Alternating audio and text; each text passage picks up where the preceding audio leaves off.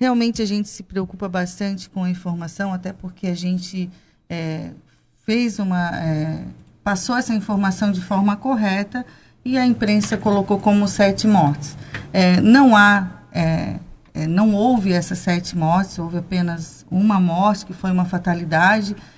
Depois o doutor Adriano até vai destacar com relação a isso, mas esses 7 casos foram em momentos diferentes, foram meningites de tipos diferentes e que não caracterizam surto, e não há necessidade de uma preocupação da população de que isso é um surto.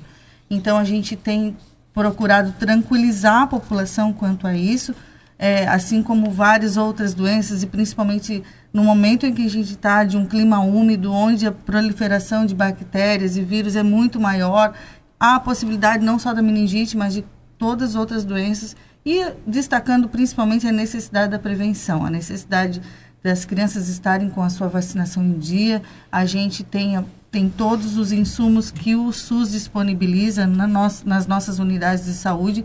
Então, o que a gente tem procurado orientar é quanto à prevenção. Na próxima semana, a gente, em contato aqui com o doutor Adriano, ele vai estar passando um pequeno treinamento, uma orientação às creches e também aos nossos agentes de saúde quanto à necessidade de orientar as famílias, as pessoas, principalmente onde tem crianças menores de 5 anos, para que façam essa conferência das carteirinhas de vacina e que possam estar levando essa prevenção também nas casas e principalmente nas creches. Então, a gente destaca isso, assim, como essa informação errônea causou tanto transtorno para o município. Hoje a gente tem uma preocupação muito grande da população, mas a gente gostaria de tranquilizar, assim, a gente não está se omitindo a nada, a gente está dando todas as informações necessárias e principalmente esclarecendo a população. A gente está lá para esclarecer e para tranquilizar os pais de que isso não é um surto. Uhum. Sobre essa questão ainda, a Mônica tem algumas informações para passar sobre esses casos que aconteceram aqui em Tijucas, né? Sim, bom dia a todos os ouvintes, bom dia a vocês também.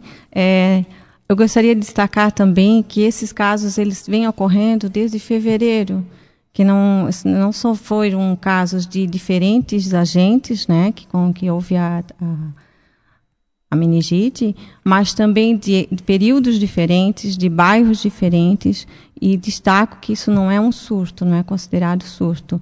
Também, quando a gente verifica, quando se fala que em 2014 teve 2 casos, e em 2015 estamos com 8 casos, agora mais um informado recentemente, tem que se verificar também que essa ocorrência de diminuição de casos em 2014 também ocorreu no Estado. Então, não é que há aumento considerável, é considerável em relação ao ano anterior, mas se verificarmos que em 2013 também teve 7 casos, a gente já verifica que já é uma situação já endêmica no país, né, e que há essa ocorrência de casos, de aumento de casos, diminuição de casos, ano após ano, né. Então, há pessoas que estudam essas características da própria meningite, né, de aumento de picos de meningite ou não. E também gostaria de destacar a questão da faixa etária, né, que são diferentes também. Tivemos casos de adultos, foram 4 adultos e depois 4, agora recentemente 4 crianças, né, e em épocas diferentes. Então, quando se avalia casos para destacar, para poder definir se é surto, tem que levantar essas questões. Se tem vínculo epidemiológico, a gente considera vínculo epidemiológico a questão da localização, do agente transmissor, da idade que está acontecendo, tudo isso é verificado. E nós não estamos numa situação de surto no momento, né? Apesar de ter esses 2 casos recentes. O doutor Adriano também está aqui com a gente, ele é infectologista da Secretaria Municipal de Saúde. Doutor, bom dia, seja bem-vindo também. Essa questão dos casos, da diferença entre os casos, nós temos relatos aí de que alguns deles são por carga viral, outros por questão bacteriana, e o caso desse menino que infelizmente veio a óbito, né, o 7º caso registrado no município, trata-se de um fator diferente da meningite. Como se dá hoje essa questão das pessoas estarem contraindo e quais as diferenças desses casos que já estão sendo registrados nesse ano aqui no município? Bom dia a todos os ouvintes da rádio.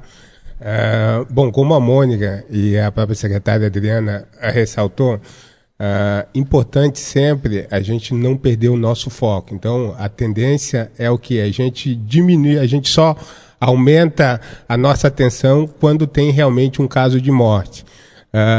Na realidade, isso a gente tem que levar para a nossa vida. Então, como que a gente deveria, assim, doença infecto-contagiosa, ela tem essa sazonalidade. Então, depende muito do clima, depende muito dos fatores chuva, a questão do próprio ambiente. Então, num clima mais chuvoso, um pouquinho mais frio, como a gente está passando esse ano, a gente tem uma tendência a ficar mais enclausulado, a gente tem uma tendência a deixar as janelas mais fechadas, tem uma tendência de que esse ar circule menos.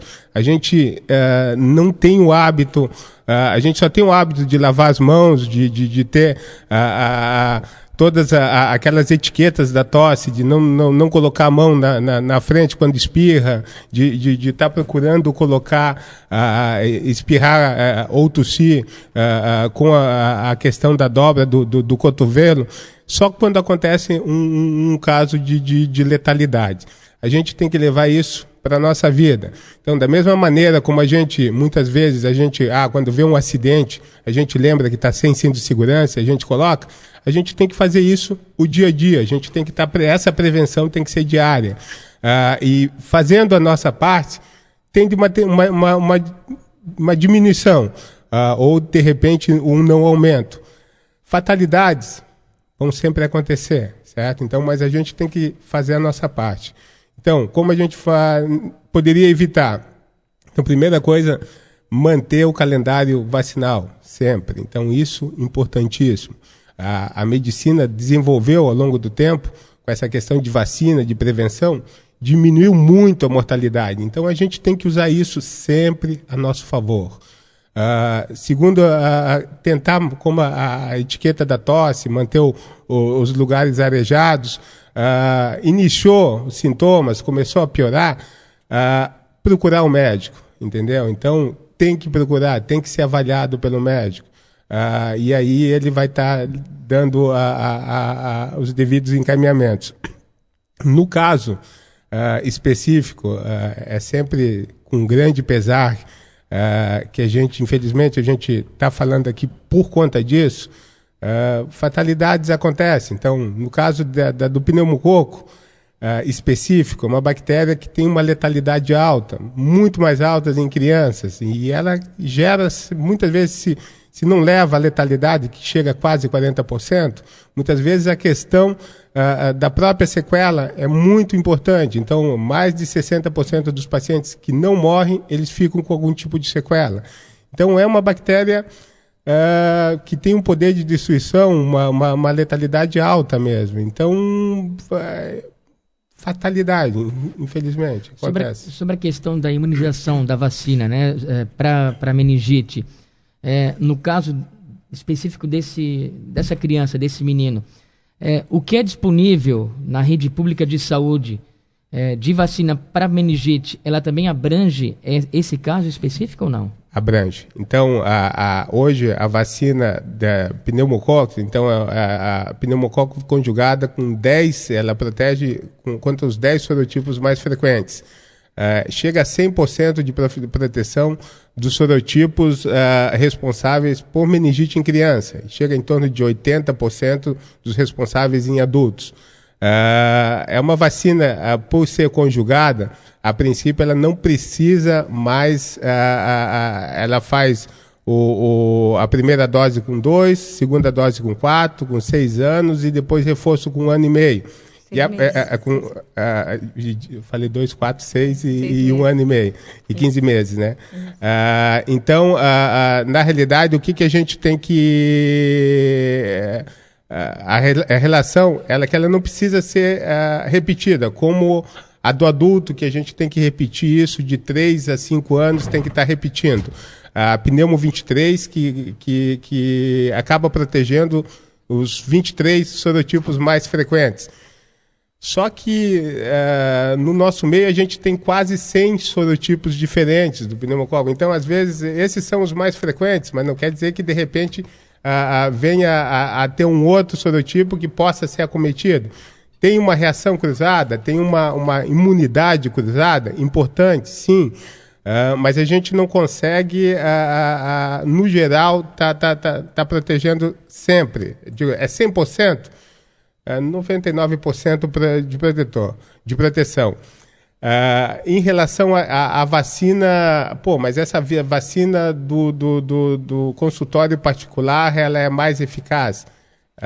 Ela não aumenta a questão dos sorotipos atendidos, ela só faz essa questão de que não precisa a repetição, que ela confere imunidade contínua, ele não precisa estar fazendo dose de reforço. Não vai dar um aumento maior em relação ao que o Ministério ou que o sistema de saúde oferece.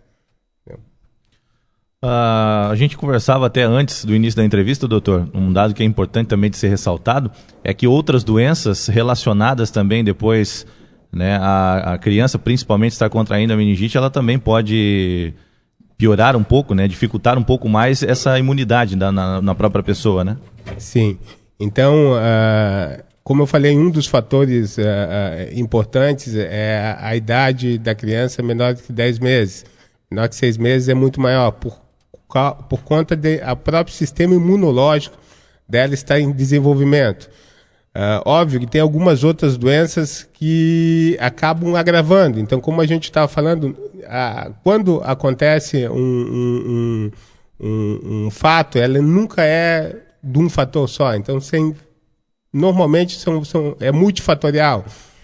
Então, às vezes, tem algumas doenças crônicas, algumas doenças renais, alguma doença cardíaca, doenças que diminuem a imunidade, bronquite, asma, doenças pulmonares, infecções de repetições, alguma falha do sistema imunológico, pessoas vivendo com AIDS, isso do ponto de vista da criança.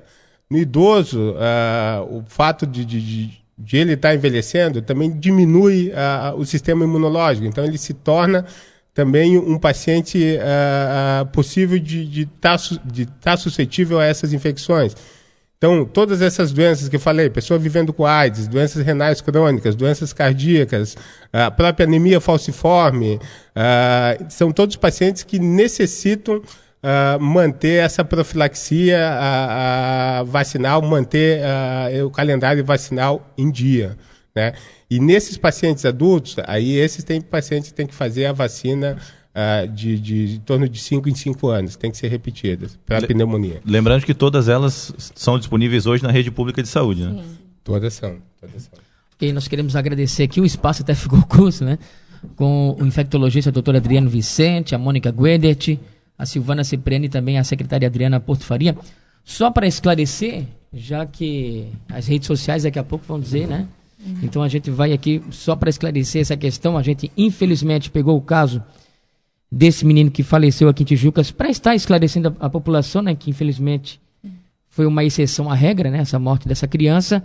Mas só para esclarecer que no caso desse menino especificamente, ele estava com as vacinas em dia, né? Sim, a informação que a gente tem, a gente se sensibilizou muito com o caso, a gente não conversou com a família, mas a gente tem essa informação de que ele estava com as vacinas todas em dias, era uma criança saudável, uma criança tratada com um médico particular, não era tratado na rede pública, mas uma família bastante conhecida da gente, bastante próxima e que realmente foi uma fatalidade. A gente se sensibilizou muito com o caso, não procuramos, até pelo momento da família, por respeito, mas causou para a gente todo esse transtorno de informações desencontradas e, claro, que a morte assusta. Então, as pessoas nos procuraram, a gente teve contato com a Diretoria de Vigilância Epidemiológica do Estado, até por conta da notificação do caso do menino que foi a óbito, né, para a gente poder saber qual era o tipo e para a gente até isentar qualquer possibilidade de surto no município. Ok, obrigado pela participação mais uma vez. A gente agradece também o espaço e nos colocamos à disposição para qualquer esclarecimento e informação.